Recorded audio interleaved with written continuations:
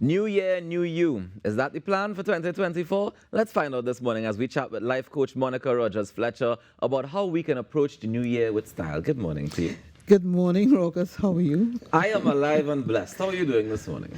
I am doing exceedingly well. I had to limit my New Year celebrations just to be sure. To make sure you show up this morning. I appreciate that so very much. All right, so just now off here, we had an interesting little conversation. We were talking about Happy New Year. What does it mean when you express that sentiment to somebody? Does the significance of starting a new year really mean anything? Well, it depends on who you are and what you want for yourself. Because for some people, it's just another day. Mm-hmm. Right. It could, and really, if you're working towards a new you should have started in December or maybe even before. Why?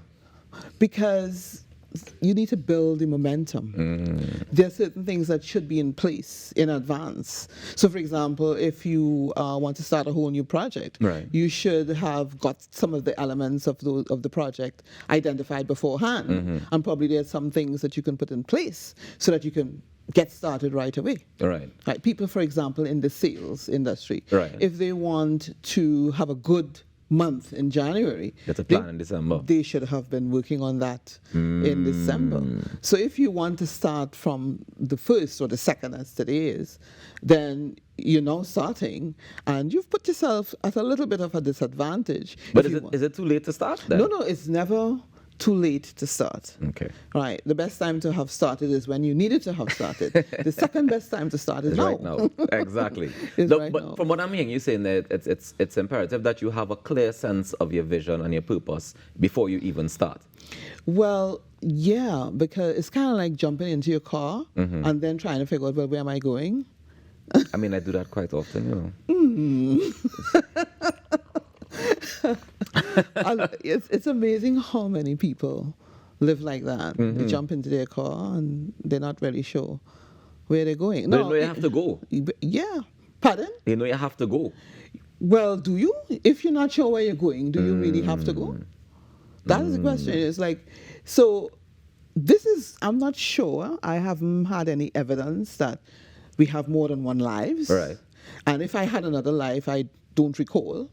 So therefore, this could be it. Right.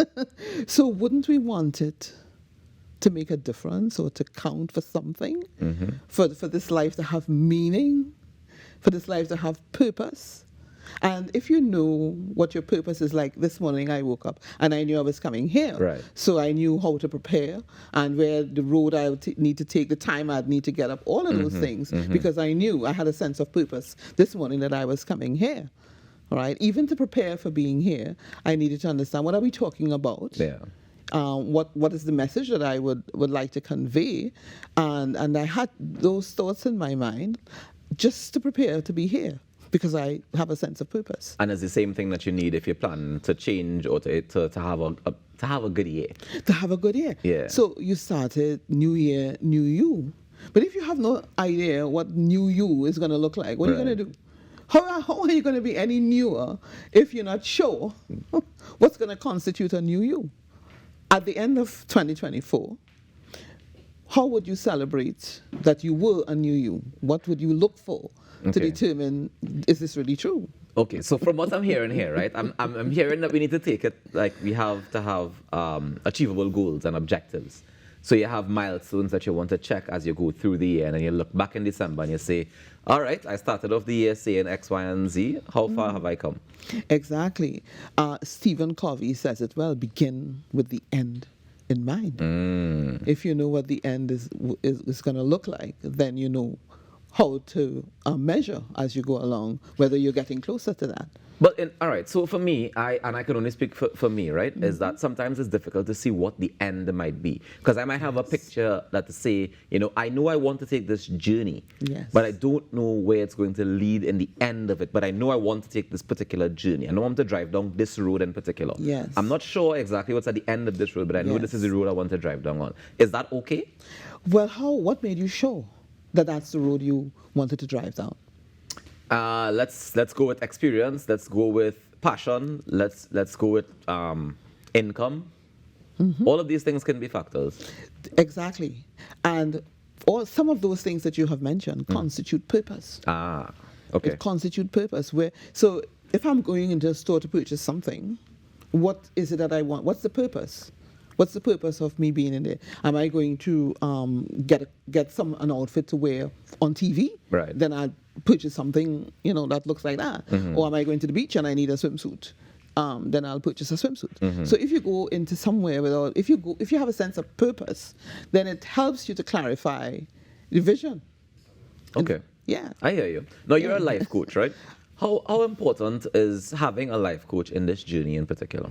Yeah. One of the things I should say is it's very difficult to really sit and think into, what do I want? That's the question, In terms of what do I want?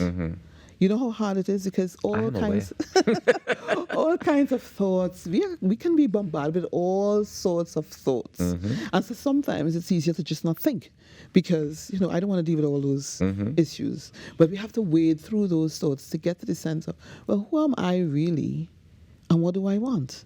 And that's the starting point to some extent. Who am I? What do I want? And once you can get to that point, but that's not easy. Of and course. so you need someone who can help you.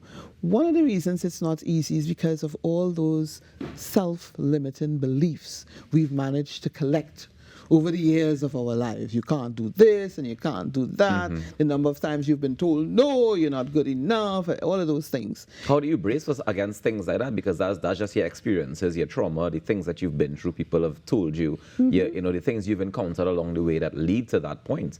How do you say, all right, well, I know you tell me I can't sing, but I go and sing? Well, that's the trouble. So I want to mention there's two elements of it.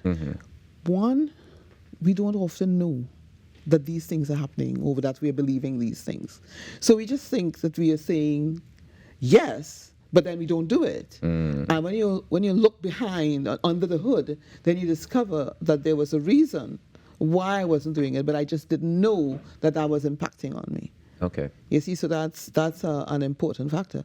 And the process of coaching, whether you call yourself a life coach, a business coach, an executive coach, if you really undertake coaching in its truest sense, then it's really about helping the person to uncover those self-limiting beliefs. It's kind of like therapy.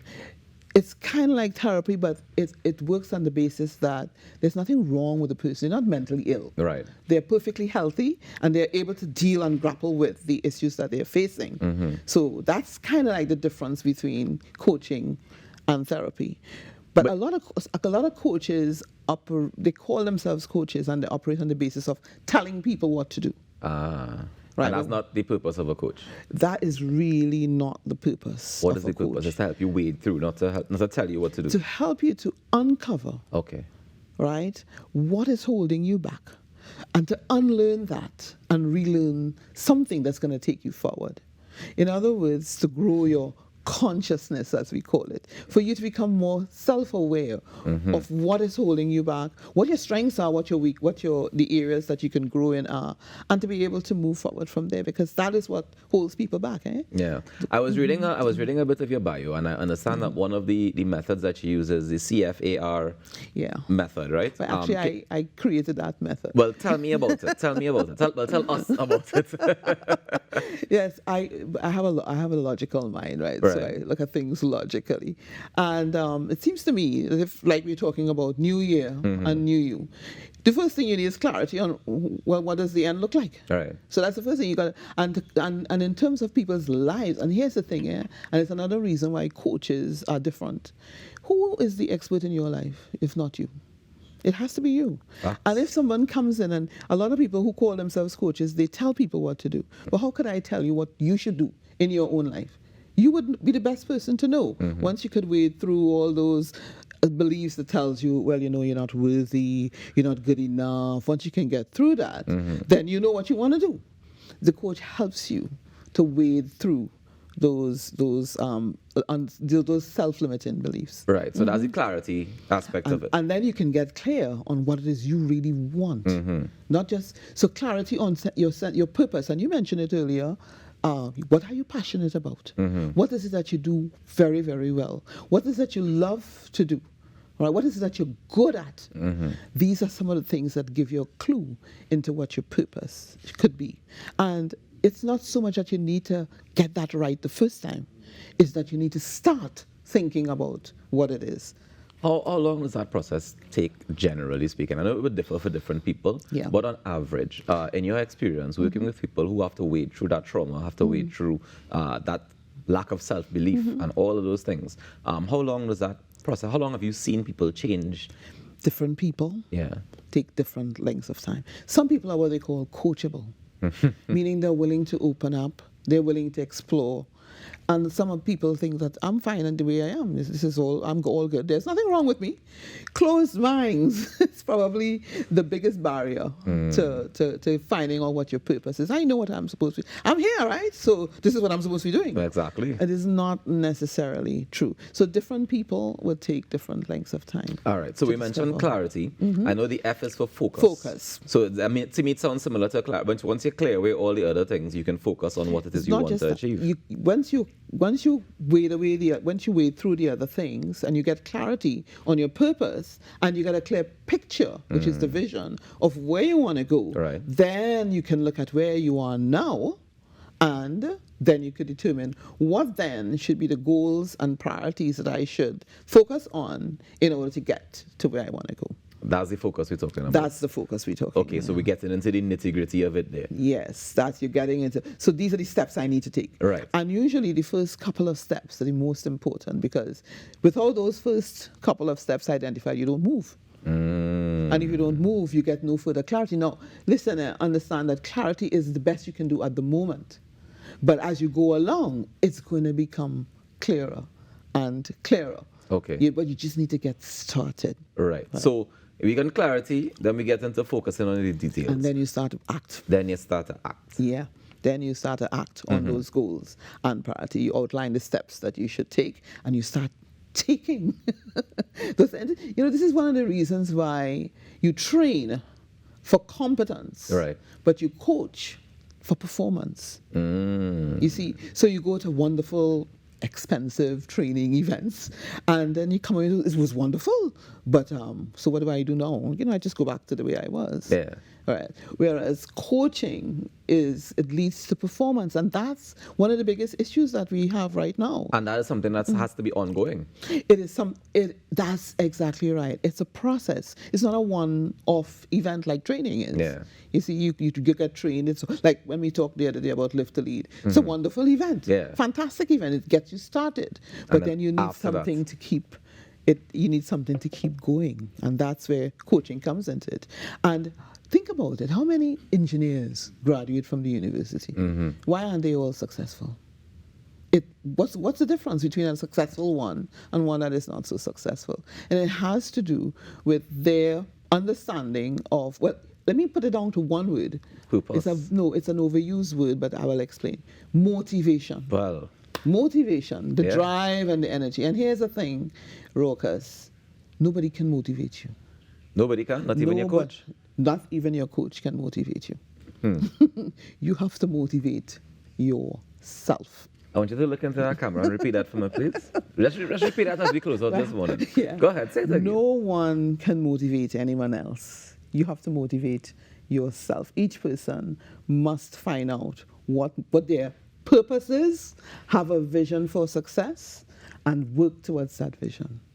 That is what keeps you. My vision, my purpose, my motivation. And it's as simple as that. Thank you so much for joining us this morning, and Happy New Year to you. Whatever that may mean to you, I hope that you have a year filled with joy, filled with purpose, filled with motivation. That I will accept. Thank you. Thank you very much, Raucus, and I wish the same for you and to all our citizens of Trinidad and Tobago. A year where our people would perform at higher levels than they're accustomed to, and so our country would be performing at higher levels. Amen to that. Thank you so much for joining us. Guys, we take a quick break and we come back with your phone calls. You want to hear what your New Year's resolutions are. What's your purpose? What's your drive? What's your motivation? Stay tuned and tell us when we come back. Don't get so interested.